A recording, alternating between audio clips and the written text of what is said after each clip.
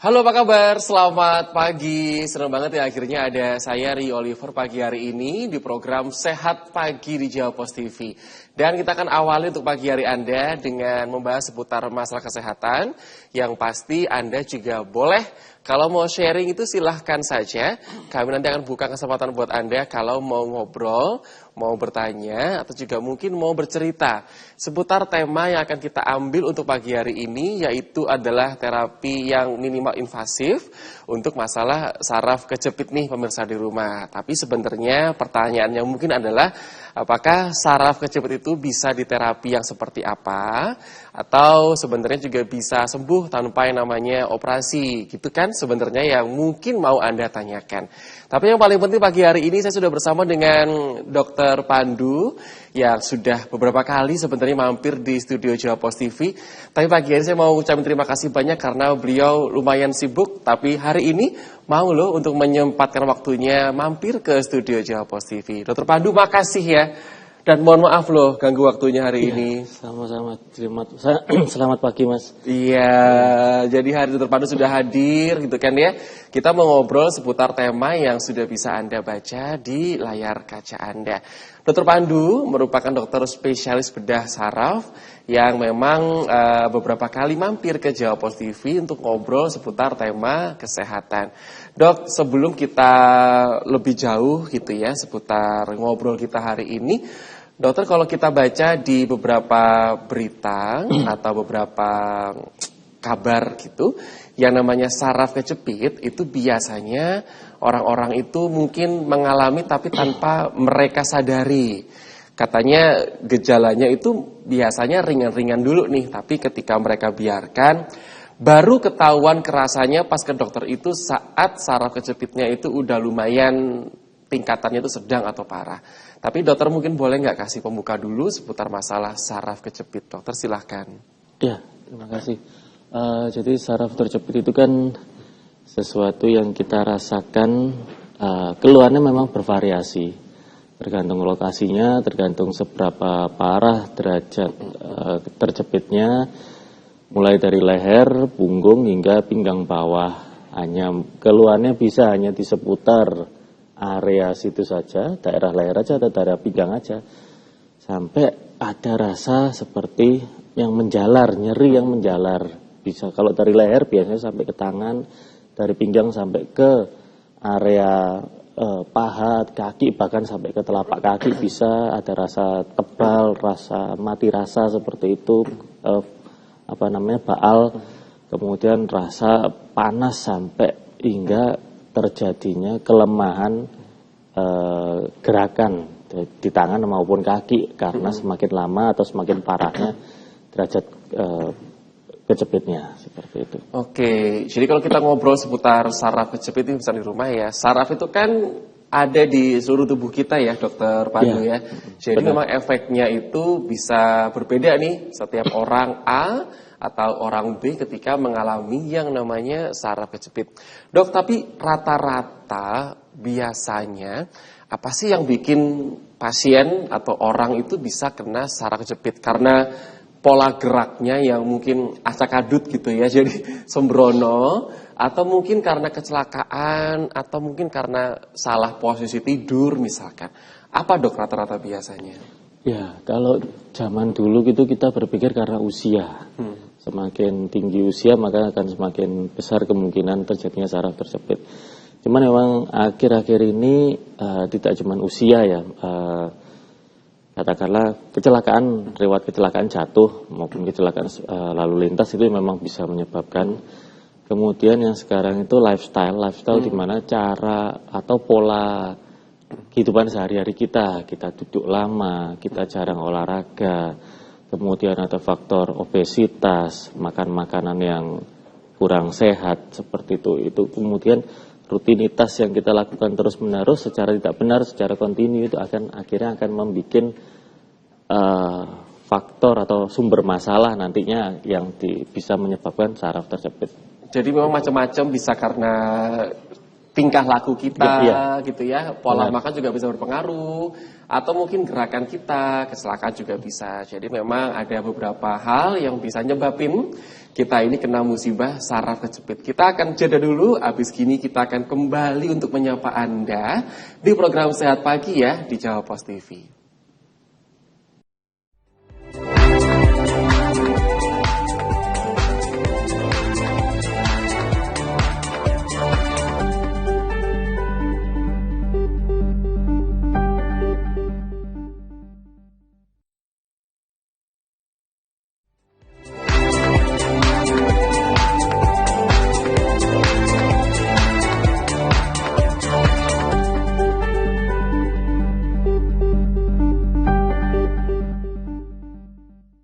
Rumah Sakit PHC dibangun dari nilai-nilai yang membentuknya.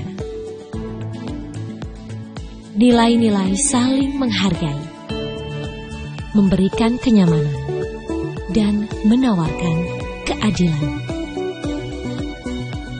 Kami percaya pelayanan terbaik kami hanya untuk Anda.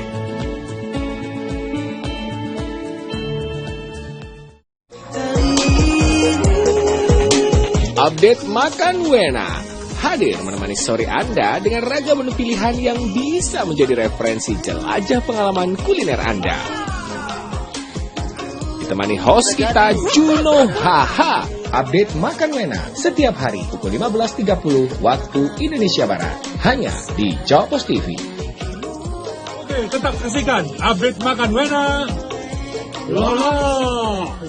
Rumah Sakit PHC dibangun dari nilai-nilai yang membentuknya. Nilai-nilai saling menghargai, memberikan kenyamanan, dan menawarkan keadilan. Kami percaya pelayanan terbaik kami hanya untuk Anda.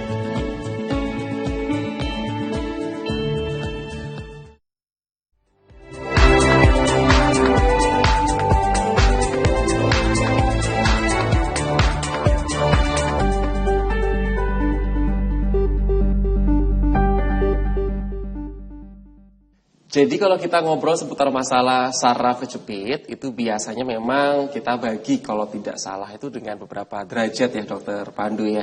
Ini kalau yang saya baca-baca, kalau saraf kejepitnya itu masih ringan, katanya sih bisa sembuh dengan sendirinya.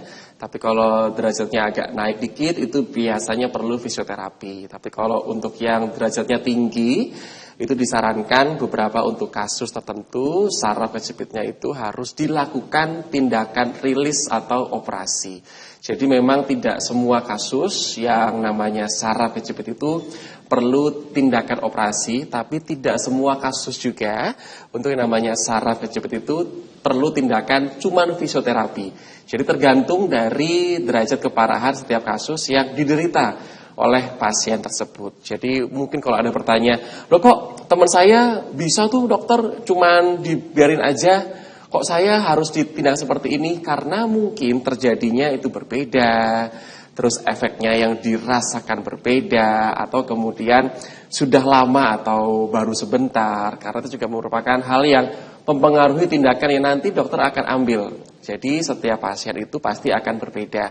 Jadi harapan saya untuk para pasien di rumah yang mungkin saat ini punya masalah seputar saraf kejepit, jadi kita nggak bisa maksa dokternya untuk dok, nggak mau, pokoknya aku punya ini aja. Jadi dokter akan pilihkan teknik atau solusi yang terbaik seperti itu contohnya. Tapi bener ya dokter ya, ada saraf kejepit itu yang memang dibiarkan wae bisa rilis sendiri, ada yang memang perlu fisioterapi, bahkan sampai ada yang harus tindakan operasi. Boleh dok diceritakan, silakan. Iya mas, jadi intinya sama, tergantung dari keluhannya, tergantung dari pemeriksaan yang kita lakukan, hasilnya nanti seperti apa, dan juga tergantung dari hasil radiologis atau mungkin MRI, CT scan kalau perlu, apa hasil yang kita dapatkan. Nah dari semuanya itu nanti akan kita gabungkan, kira-kira ini apa yang terbaik untuk pasien. Oleh karena itu tiap-tiap kasus pasti akan berbeda. Memang bila terjepitnya itu ringan dan pasiennya juga keluhannya hanya ringan, masih bisa aktivitas sehari-hari, ya kita mungkin bisa memberikan advice untuk istirahat aja dulu, mengurangi aktivitas, obat-obatan bila diperlukan, kemudian seperti itu. Bila agak berat mungkin bisa ditambahkan sedikit pelatihan fisioterapi, tapi harus rutin ya, minimal 2 bulan supaya ada efeknya. Kalau cuman sekedar 2-3 kali aja mungkin juga tidak berefek. Dan kalaupun pasiennya sudah 2 bulan tapi tidak rutin, seminggu datang seminggu tidak, seperti itu mungkin juga tidak akan memberikan hasil yang bagus. Dan juga kalau memang ternyata keluhannya berat, terjepitnya berat, sudah tidak bisa beraktivitas sehari-hari, nah mungkin kita perlu tindakan-tindakan operasi yang tujuannya untuk melonggarkan sarafnya. Oke, jadi udah denger ya dari Dokter Pandu bahwa memang macam-macam tindakan yang bisa diambil untuk paling tidak itu menangani saraf kejepit. Tiap orang tuh pasti berbeda-beda. Nah, Dokter Pandu, biasanya banyak orang itu yang ketika sudah didiagnosa terkena saraf kejepit, yang dicari pasti satu dokter tukang pijet. Gitu ya kan. Jadi mungkin karena kita ini kan masyarakat Indonesia yang masih kental dengan pengobatan tradisional ya, atau pengobatan yang pokoknya selain dokter, supaya nanti itu nggak kena operasi lah. Masih banyak stigma nih yang beranggapan bahwa pokoknya kalau kita ke dokter pasti ntar jawabannya operasi, Rio. Jadi makanya sebisa mungkin kita takut nih ke dokter, kita cari, mohon izin ya, panti pijat, tukang urut itu misalkan. Dok, boleh nggak kalau kita itu kena saraf kejepit dipijat atau diurut, dokter? Ini komentarnya bagaimana? Ini agak-agak sensitif kan, tergantung sebenarnya ya. Jadi misal begini, kalau kita hanya curiganya aku ada sesuatu nih nyeri, terus mau pijat nah di saat pasien itu belum berobat ke dokter, jadi dia belum tahu sebenarnya, atau belum foto bahkan, itu kan dia tidak akan tahu kondisi apa di dalamnya sebenarnya. Jadi kalau misalnya pasiennya mau pijat, ya kemungkinan akan sah-sah aja. Asal tidak dilakukan pijat yang dalam artian kayak dikertek-kertek seperti itu. Ya. Nah, kalau dikertek-kertek itu, misal nih ternyata sudah ada sesuatu, sudah ada katakanlah tulang yang bergeser, kemudian dikeretek, dan dikereteknya itu ke arah yang salah, itu bisa akan menambah pergeseran dari tulangnya, malah akan menambah berat kejepit dari sarafnya seperti itu. Jadi misal kalau mungkin sudah pernah pemeriksaan radiologis, itu mungkin akan lebih aman karena kita akan tahu gimana sih kondisi di tulang maupun di sarafnya. Jadi katakanlah kalau itu mau dipijat mungkin masih oke, asal jangan yang pijat yang pokoknya berat sampai berubah posisi, di bolak-balik seperti itu.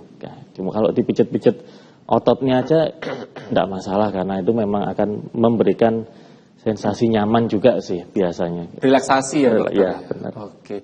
Ini juga sekaligus menjawab pertanyaannya Ibu Eni barusan ya. Tadi saya tanya ke Dokter Pandu seputar dipijat itu bagaimana. Nah, Ibu Eni pun juga bertanya hal yang sama demikian.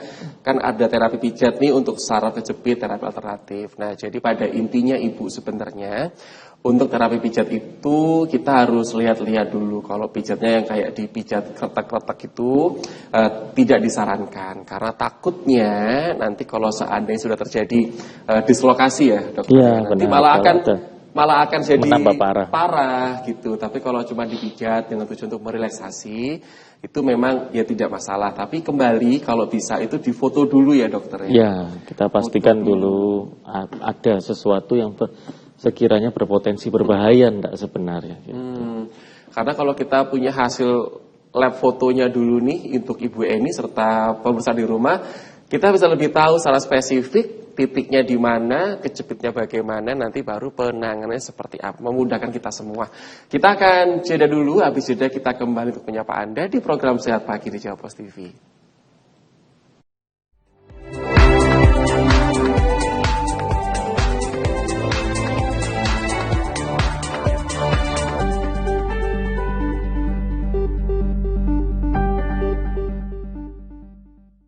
Rumah Sakit PHC dibangun dari nilai-nilai yang membentuknya.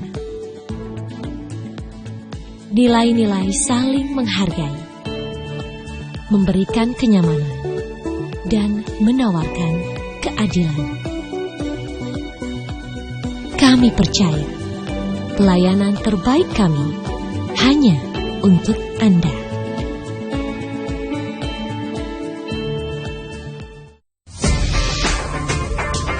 Saksikan program dialog mingguan yang membahas tentang serba-serbi dunia otomotif dari modifikasi, komunitas, hingga tips dari praktisi otomotif. Bincang Otomotif hadir setiap hari Jumat pukul 21.30 hanya di Jawa Pos TV. Bincang Otomotif, fueling your automotive passion. Rumah Sakit PHC dibangun dari nilai-nilai yang membentuknya. Nilai-nilai saling menghargai, memberikan kenyamanan, dan menawarkan keadilan. Kami percaya pelayanan terbaik kami hanya untuk Anda.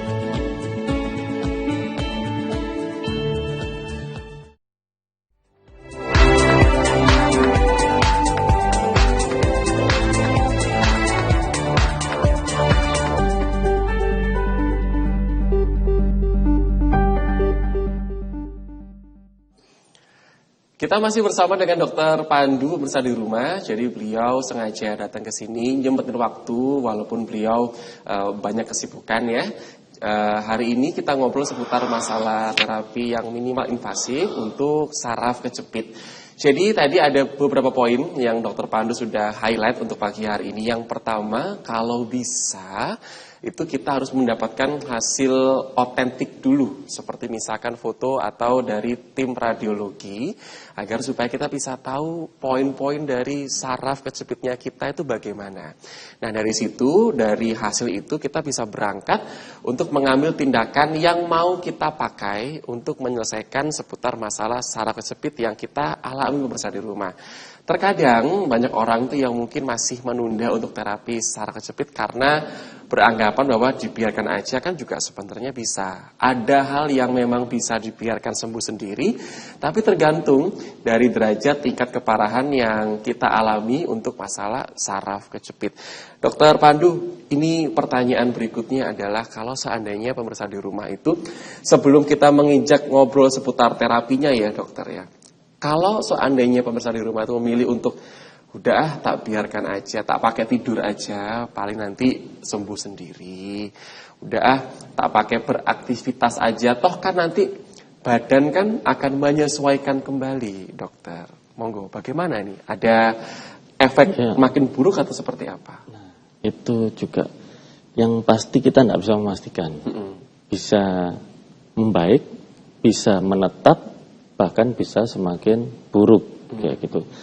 Tergantung dari tiap-tiap kasus, tergantung dari daya tahan tiap-tiap orang, tergantung dari ambang nyeri juga tiap-tiap orang kayak gitu. Kalau misalnya ambang nyerinya tinggi, mungkin dia akan lebih bisa untuk menahan rasa nyerinya dan sehingga dia akan merasakan ya ini sudah mendingan.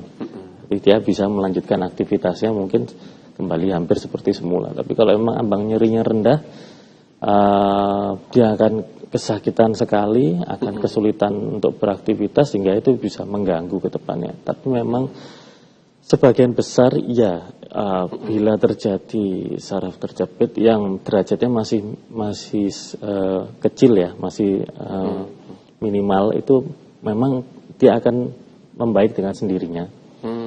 Meskipun tanpa kita lakukan fisioterapi, tanpa pemberian obat kadang, bahkan hanya dengan istirahat gitu aja itu juga akan membaik dengan sendiri, kita kasih waktu memang. Nah, di saat waktu ini yang agak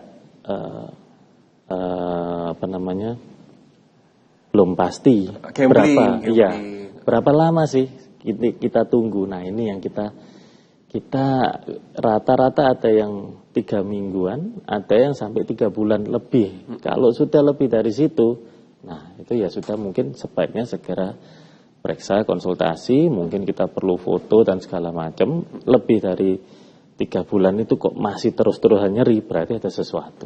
Kemungkinan Karena ada beberapa kasus saraf kejepitnya ini dibiarkan tidak diterapi, terus kemudian ototnya jadi ngecil ya? Iya, dokter, ya? itu juga bisa. Oke. Ya, karena dia saraf itu dari tulang belakang kita ya, kemudian dia akan bercabang di tiap-tiap ruas dan berjalan sesuai dengan areanya masing-masing. Nah, bila sarafnya itu terganggu, otomatis otot itu kan yang menyuruh gerak kan sarafnya. Nah, berarti ototnya itu tidak akan bergerak atau tidak akan dapat stimulus yang bagus. Jadi akhirnya lama-lama dia akan mengecil. Seperti nah itu akhirnya nanti juga akan mempengaruhi dari gerakan atau dari aktivitas kita karena otot kita berkurang masanya kemungkinan dibandingkan yang sisi satunya, yang sisi yang aman-aman aja. Ibarat kata tuh ototnya tuh karena jadi nggak kepake seperti Ya, sedia bisa, kala, seperti itu. jadi mengecil pemirsa. Jadi makanya ini mohon maaf ya kadang-kadang tuh ada orang yang posisi jalannya itu udah berbeda dan walaupun diterapi lalu kemudian saraf kejepitnya udah rilis, udah bagus, tapi karena ototnya udah kadung ngecil itu agak susah ya dok ya untuk kembali seperti semula. Itu kan makanya penanganannya jangan sampai terlambat ya. Segmen berikutnya nanti juga akan ada alat peraga yang nanti dokter akan ceritakan bersama di rumah. Dan sebelum saya jeda, ini saya baca dulu pertanyaan yang masuk, tapi nanti dokter monggo dijawabnya habis jeda iklan aja dokter ya.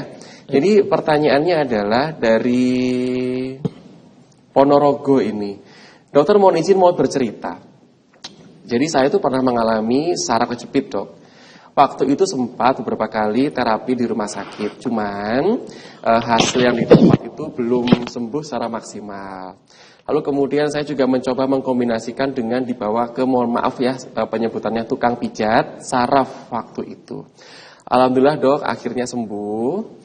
Nah memang waktu itu dokter menyarankan sebaiknya tidak dipijat. Nah tapi kan pertanyaan saya adalah sekarang nih saya sudah sembuh nih dokter, sudah bisa beraktivitas enak seperti biasanya. Nah, apakah bisa kambuh lagi ya dokter?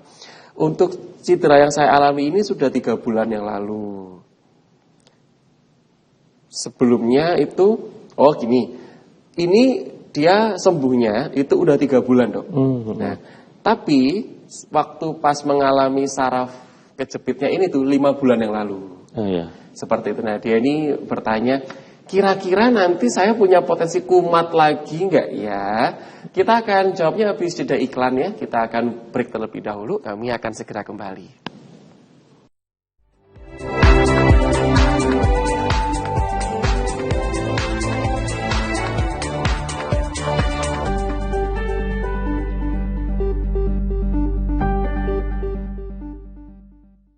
Rumah Sakit PHC dibangun dari nilai-nilai yang membentuknya. Nilai-nilai saling menghargai, memberikan kenyamanan, dan menawarkan keadilan. Kami percaya pelayanan terbaik kami hanya untuk Anda.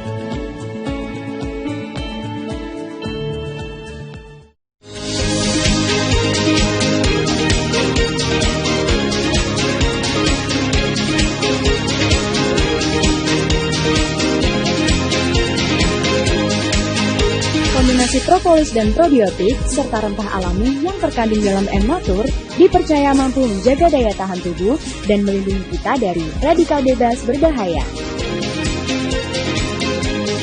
M-Natur Bitter Honey, rajanya madu pahit. Rumah Sakit PHC dibangun dari nilai-nilai yang membentuknya.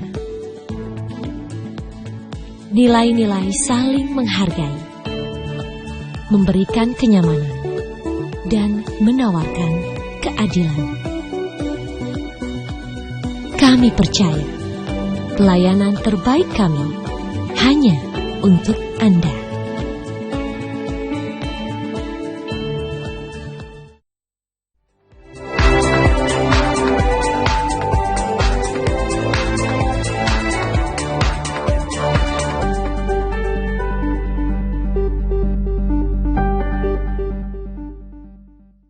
Oke, kita udah kembali ke program Sehat Pagi di Jawa Pos TV. Kita akan coba untuk kasih komentar dulu seputar pernahnya sebelumnya yang dari Ponorogo. Jadi intinya beliau ini bertanya, aku nanti bisa kambuh lagi apa enggak ya? Karena baru 3 bulan nih udah ngerasa sembuh enakan. Komentarnya dokter, monggo gimana? Ya, kambuh lagi bisa enggak? Bisa pastinya. Itu jadi kita harus menjaga aktivitas pola hidup, beban dari tubuh gitu, gimana caranya supaya tidak menstimulus atau mencetus lagi area yang kemarin cedera atau area yang kemarin terjepit. Bisa juga dengan kita mulai rutin berolahraga untuk menguatkan otot-otot di sekitar punggung, pinggang seperti itu, sehingga beban dari tubuh itu akan lebih terbagi sehingga tidak langsung ke arah tulang belakang. Nah, tapi intinya memang kalau sudah pernah ada saraf terjepit, di mana itu sudah kita pastikan ya, sudah kita diagnosa pasti bahwa itu adalah saraf terjepit, kedepannya ada kemungkinan untuk, meskipun sudah membaik, kedepannya ada kemungkinan untuk bisa kembali kambuh. Seperti, jadi harus hati-hati. Baik, berarti juga berpengaruh dengan kayak misalkan nih berat badan. Oh iya, pasti itu. Berat badan, jadi orang-orang mohon maaf ya yang berbadan agak subur kayak saya gitu kayaknya harus rajin olahraga, pemanasan, stretching, bergeraknya aktif biar nggak kaku gitu ya dokter ya, pelan-pelan kalau kita mau ngapa-ngapain, karena itu juga kan semakin beratnya kita gede, tinggi angka timbangannya, itu kan tubuh tuh menopangnya berat juga ya dokter ya gitu, apalagi buat orang-orang yang nggak pernah atau kurang nih olahraga dan juga beraktivitas fisiknya. Jadi semoga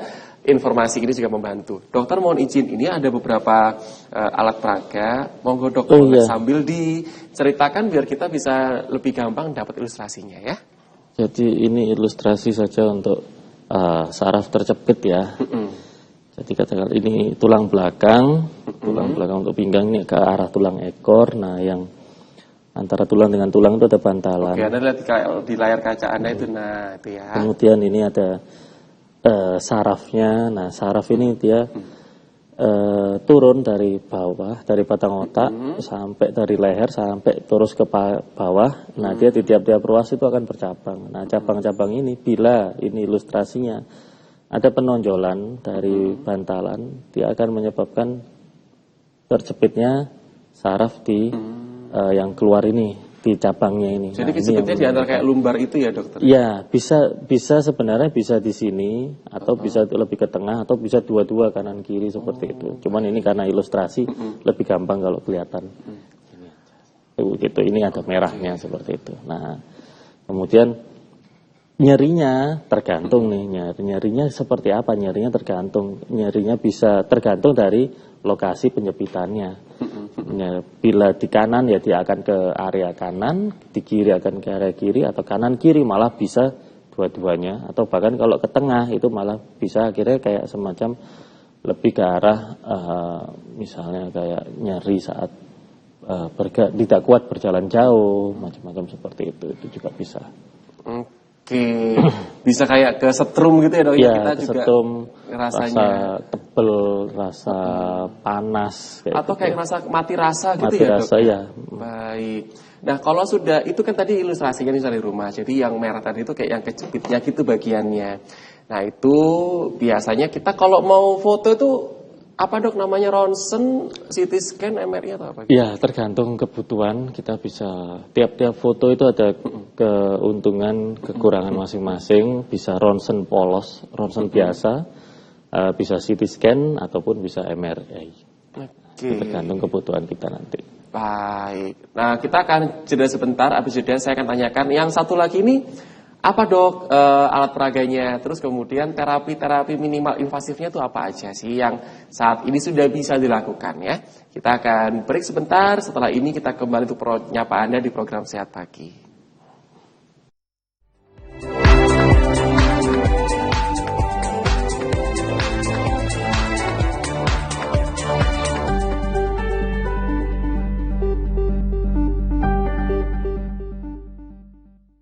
Rumah Sakit PHC dibangun dari nilai-nilai yang membentuknya.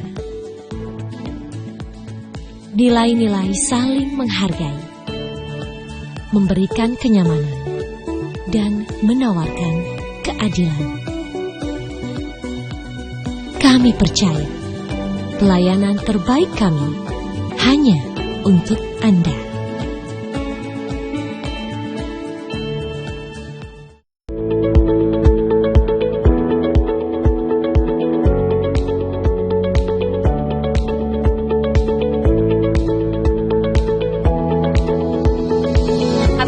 Terbuat dari 100% bahan herbal alami yang diolah dengan menggunakan teknologi nano yang merupakan partikel yang mampu merubah herbal menjadi ribuan kali lebih kecil sehingga dapat lebih cepat diserap oleh tubuh. Visospek, mata sehat, jernih melihat.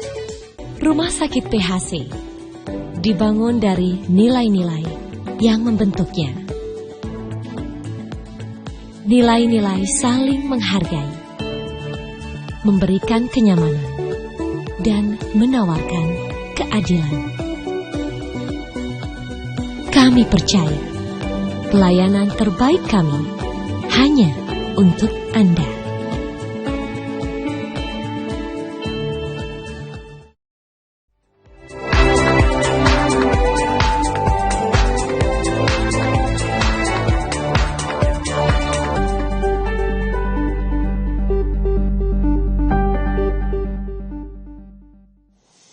Baik, kita lanjut ya. Kita manfaatkan waktu yang masih ada. Nah, tadi kan sudah kasih tahu sama Dokter Pandu alat peraga yang pertama. Yang kedua ini memperagakan apa, Dok? Ini hampir sama, cuman ini leher. Oh, leher. Jadi ini tulang belakang kepala kita ya, terus ini leher. Nah, di mana leher itu memang dia kompleks ya. Selain dari sarafnya juga, ini ada pembuluh darah yang lumayan sangat berperan penting, dan ini yang agak berbahaya di mana kalau kita melakukan katakanlah pijat yang ada kretek-kreteknya di leher. Nah, ini salah satunya selain bisa menimbulkan cedera di sarafnya, ini juga bisa menimbulkan cedera di pembuluh darah ini yang merah ini. Karena ini pembuluh darah besar di bagian leher kita yang mensuplai juga aliran otak ke daerah otak bagian belakang kayak gitu. Jadi salah satu pembuluh darah utama juga. Nah, kalau kita melakukan katakanlah kretek-kretek tapi dengan tidak benar nih, kemudian ada salah, ini bisa menimbulkan luka, cedera atau bahkan putus seperti itu. Nah, ini bisa menimbulkan problem sampai ke area otak kita, nanti gejalanya kayak ya bisa semacam stroke segala macam. Baik. Ini sekaligus juga kebetulan Pak Bambang tanya nih, kalau potong rambut kan kadang ada bonus pijet ya, Dok. Ini benar nggak pertanyaannya? Ada bonus pijet krek-krek nih, kepala leher tuh kan di kiri kanan kan. Apakah aman? Tidak aman ternyata tadi ini dijelaskan. Ini untuk yang tulang leher tadi gitu ya. Benar. Efeknya tuh bisa cedera, terus waduh. Itu sebenarnya aman enggaknya ya sebagian besar mungkin kan kita nggak bisa gambling, kita nggak bisa tahu, memang kita nggak bisa memastikan, tapi asal benar. Dan kadang itu mungkin kalau saya pernah dengar cerita itu beberapa itu kayak dia merasa takut sebenarnya dikritik, akhirnya menahan. Nggak lemas, dia nggak lemas, nggak ngelos gitu, akhirnya justru sama tambah di ini kan akhirnya mungkin akhirnya menimbulkan sesuatu seperti itu. Sebenarnya itu jawabannya itu gini, aman gak aman itu kan kita tuh mau minimali resiko. Iya benar. Ya kan, sama kayak orang bilang, saya nyetir mobil di tol nggak pakai safety belt nggak apa-apa kok. Iya, tapi kalau misalkan tiba-tiba ada resiko kan kita nggak pernah tahu nih sama. Saya dipijet di krek-krek itu nggak apa-apa sampai sekarang. Iya, tapi kan ada juga orang yang kenapa-kenapa. Jadi ada baiknya kita menekan resiko tersebut pemirsa di rumah, kebijaksanaan diri kita sendiri gitu ya. Sampai saat ini Dokter Pandu, terapi apa yang sebenarnya dikategorikan minimal invasif dan sudah bisa di-provide oleh tenaga medis dari Indonesia? Ya, jadi intinya untuk minimal invasif itu adalah karena gimana caranya kita melakukan tindakan untuk melonggarkan saraf tanpa banyak merusak jaringan sehat di sekitarnya, seperti itu. Jadi Karena kita untuk mencapai area yang sempit seperti ini, itu kita harus melalui kulit, lemak, otot. Nah, itu lumayan banyak jaringan yang harus kita istilahnya kita lalui untuk mencapai sumber masalah. Nah, tindakan minimal invasif ini ada banyak tindakannya, tapi tujuannya sama. Gimana caranya supaya tidak banyak merusak jaringan yang masih sehat seperti itu. Nah, kita bisa mulai melakukan dengan mikro dekompresi atau mulai dengan endoskopi. Endoskopi pun ada beberapa teknik, endoskopi 1 lubang, 2 lubang, seperti itu tergantung dari kondisi pasien, tergantung dari alat-alat yang ada, tergantung dari dokter bedahnya juga, nanti dia akan memilih seperti apa. Oke, kalau nggak salah itu istilah lainnya keyhole itu ya dokter ya? Ya, keyhole itu juga salah satu minimal invasif terapinya. Tapi pada intinya kita nggak bisa milih ya, maksudnya gini, kadang ada orang yang sebenarnya itu secara kesimpulannya tuh butuh penanganan yang lebih gitu, lebih kompleks. Ya. So kita maksa dokternya, dok yang invasifnya minimal aja, dokternya bingung lah ini kurang mengakomodir gitu. Jadi lihat-lihat kasusnya juga ya. Kita masih ada segmen terakhir di program Sehat Pagi di Jawa Pos TV.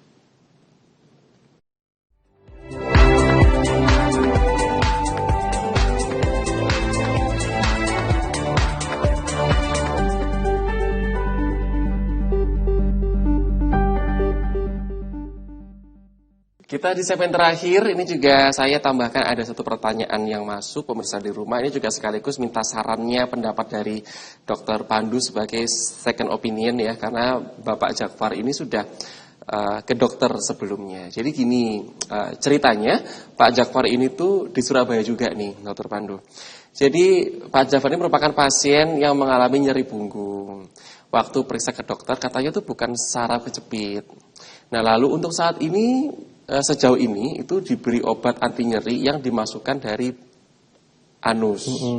Nah, dokter beralasan agar lambungnya tidak terganggu. Tapi kalau Pak Jafar itu merasakan kalau saya lebih cocok yang diminum, Mas Rio. Karena kalau begitu diminum itu sebentar udah enak nih, nggak ada nyerinya. Nah, mohon informasi kan obat mana yang sebenarnya kami minum, tapi kan untuk masalah obat itu kan bukan penyelesaian masalah. Untuk masalah nyeri punggungnya bagaimana? Monggo silahkan. Ya, ini masih agak sedikit ngambang ya sebenarnya. Tapi, harus gimana? Tapi kemungkinan kalau memang kenapa kok dikasih obat seperti itu, ya mungkin bapaknya mungkin ada riwayat sakit jadi obat-obatannya tidak bisa banyak yang diberikan melalui obat minum, jadi harus dipilih seperti itu.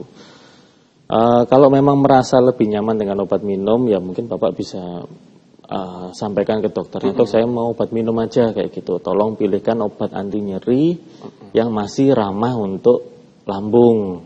Itu ada beberapa golongannya seperti itu bisa membantu juga. Kemudian untuk nyeri punggungnya ya kita cari tahu dulu apakah dari mana sebenarnya problemnya, karena memang nyeri punggung belum tentu akibat dari saraf yang terjepit. Siapa tahu dari sendinya atau dari otot-ototnya seperti itu juga bisa, atau dari ligamen mungkin seperti itu. Nah ya kita cari tahu dulu, kemudian baru sumber masalahnya yang kita atasi. Oke, jadi untuk masalah yang nyeri punggungnya itu bisa coba untuk mengambil pemeriksaan lebih lanjut. Iya, mungkin perlu foto dan segala macamnya. Untuk memastikan gitu. Nah, untuk masalah obatnya, Pak Jafar monggo untuk dikomunikasikan ke dokternya. Mungkin siapa tahu Bapak belum mengkomunikasikan ke dokternya. Nanti soalnya ada kok. Kan obat itu kan ada macam-macam ya. Nanti akan dipilihkan obat yang memang aman untuk Pak Jafar konsumsi tanpa menimbulkan masalah lambung dengan cara yang diminum, bukan dengan cara lewat belakang gitu ya, Dokter Pandu ya. Ada pesan Dokter Pandu yang mau disampaikan untuk pemirsa di rumah mungkin seputar tema hari ini, boleh? Jadi untuk yang terapi minimal invasif yang bisa kita lakukan itu memang benar tergantung dari tiap-tiap kasus, tergantung dari tiap-tiap pasien. Ada yang bisa kita lakukan secara mikroskop, mungkin ada yang bisa kita lakukan secara endoskopi. Cuman kadang tidak semua itu sama Seperti tiap-tiap pasien katanya tidak sama.